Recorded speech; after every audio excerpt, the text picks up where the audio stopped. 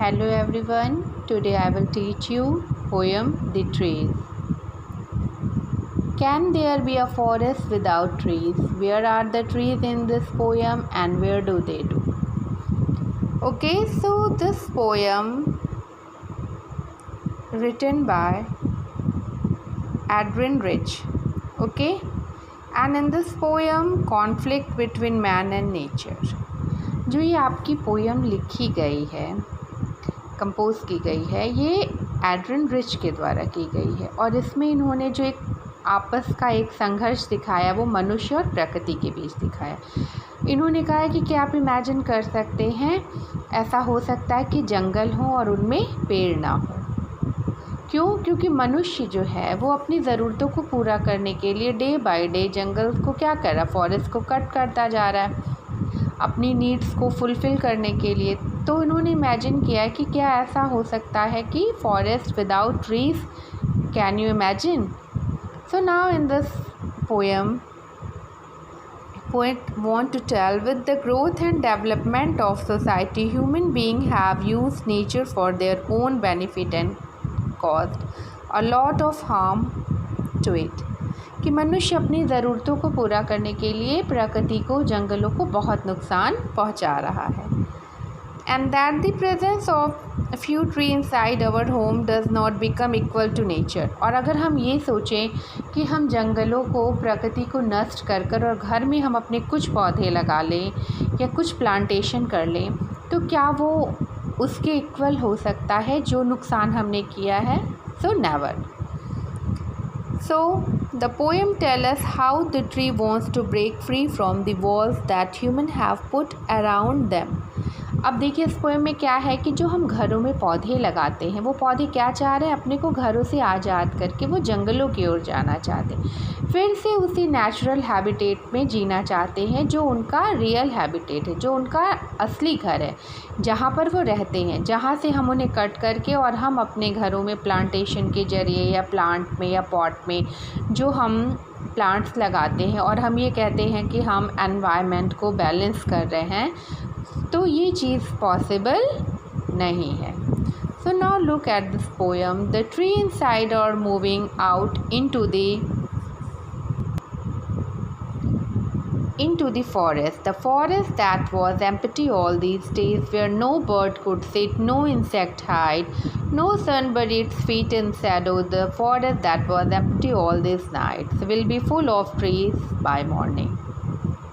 Okay, so now look at first stanza. The speaker of the poem observed that the tree in his house are moving outside into the forest, which has been empty for a long time.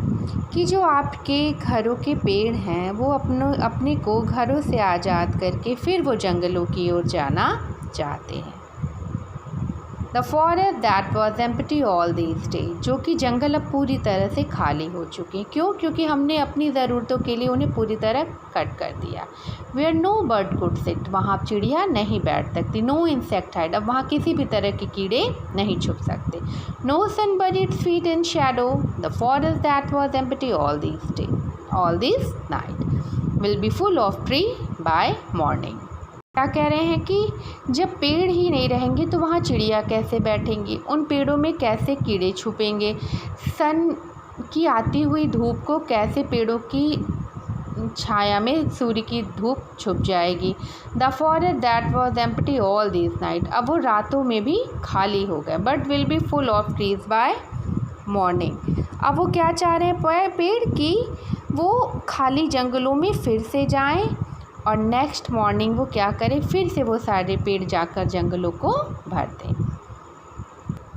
All night the root work to disengage themselves from the cracks in the veranda floor, the leaves strain toward in the glass, small twig stiff with exertion, long cramp broad shuffling under the roof like newly discharged patient, half dead moving to the clinic door.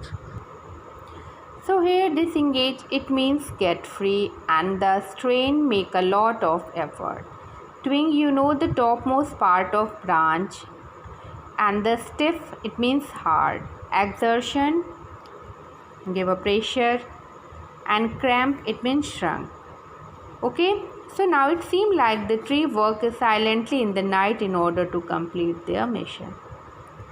All night the work root works. क्या कह रहा है कि जो पूरी रात है वो जड़ें अपना काम कर रही, क्या कर रही, स्वयं को वहाँ से मुक्त कराने का. In the veranda floor, veranda के फ्लोर से वो छोटी छोटी दरारों से होते हुए वो बढ़कर घर के बाहर निकलना चाहती हैं. The small twig step with exertion, जो छोटी छोटी टहनियाँ हैं ब्रांच की, वो क्या कर रही हैं, वो पूरे प्रेशर के साथ ग्लास पर प्रेशर लगा रही कि ग्लास को वो ब्रेक करके वो बाहर की ओर जा सके. And now therefore they work all night to free themselves through the crack on veranda floor. The leaf of the tree try very hard to put a pressure on the glass so that they could break it. कि मैं इस शीशे को तोड़कर छोटी छोटी टहनियाँ शीशे के बाहर निकलना चाहती. The small twig has become very hard due to applying so much pressure. जो छोटी छोटी ब्रांच की जो टहनियाँ हैं, जो लीव्स हैं, ट्विंग्स हैं कोमल सी, वो क्या करना चाहती हैं, वो पूरे प्रेशर के साथ वो अपने को घरों से मुक्त करके घर से बाहर निकल जाना चाहती हैं. And now the large branch of the tree that have shrunk because of being inside the wall and under the roof. और जो बड़ी बड़ी आपकी टहनियाँ हैं वो क्या करना चाह रही हैं, वो घरों की दीवारों को पार करके रूफ से बाहर निकलकर वो अपने लिए एक नया रास्ता तैयार करना चाह रही हैं. And where they can not grow much, जहाँ पर उनके लिए एक सीमित दायरा जिससे ज़्यादा वो आगे बढ़ नहीं सकती. They try to move slowly from there look like newly discharge patient. और वो अपने को आज़ाद करने के लिए धीरे धीरे पूरी तरह से कोशिश कर रही हैं बाहर निकलने के लिए.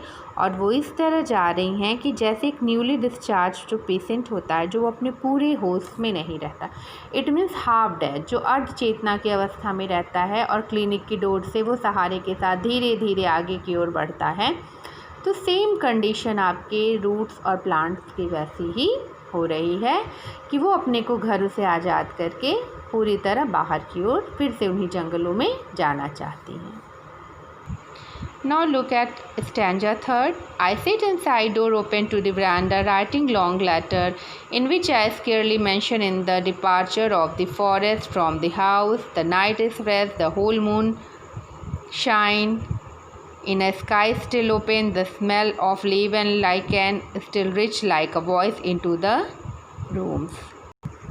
I sit inside, door open to the veranda. आपके जो स्पीकर, आपके जो पोइट हैं, वो क्या कह रहे हैं कि मैं अंदर बैठा हूँ और जो मेरे डोर हैं वो वेरांडा के खुले हुए हैं.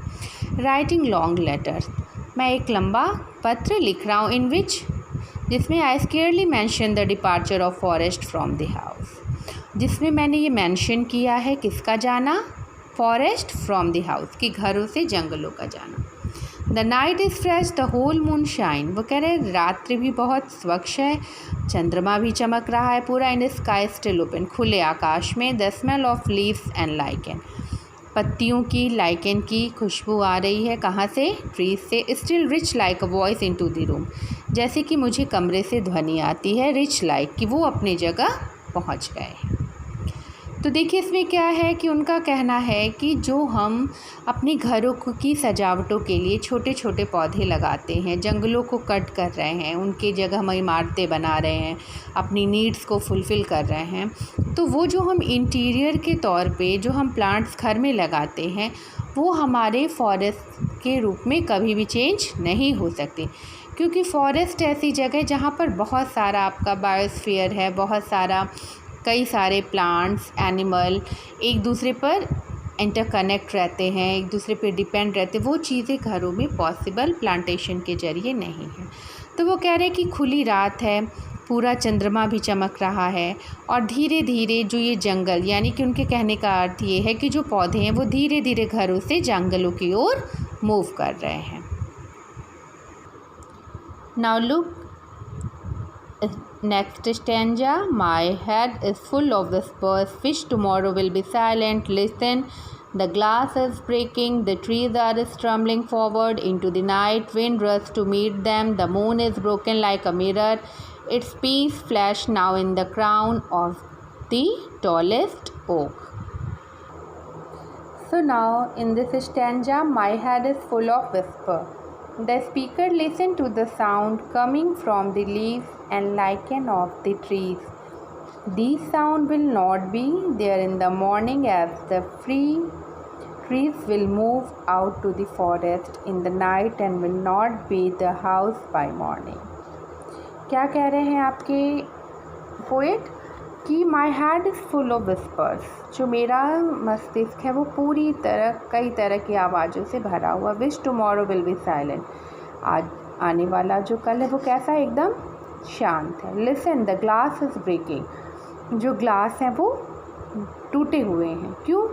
क्योंकि इससे पहले के स्टैंजा में आपने पढ़ा था, हमने बताया था आप लोगों को कि जो ट्विंक्स थी वो क्या कर रही थी, वो बहुत प्रेशर लगा रही थी ग्लास पर, उसको ब्रेक करके बाहर की ओर मूव करने के लिए। The trees are stumbling forward, it means walk unsteadily, कि वो धीरे धीरे बाहर की ओर निकल गए। इनटू द नाइट, कब, रात में। Wind rush to meet them, हवा उनसे तेज़ी से जा रही है मिलने के लिए। The moon is broken like a mirror, और जो चंद्रमा है वो शीशे की तरह टूट गया है। It piece flash now in the crown, और जो वो टूटा हुआ भाग ओक ट्री, जो टॉलेस्ट ओक का ट्री है, उसमें वो चंद्रमा का टूटा हुआ पार्ट कैसा लग रहा है, उसके ऊपर क्राउन के जैसा लग रहा है कि टॉलेस्ट जो ओक के ट्री के ऊपर वो क्राउन है, जिससे कि ओक का ट्री बहुत ही अच्छा लग रहा है। तो देखिए इसमें जो मेन चीज़ है जो आपकी एक इमेजिनेशन है, imaginary to show the between the ground and the sky stand the tree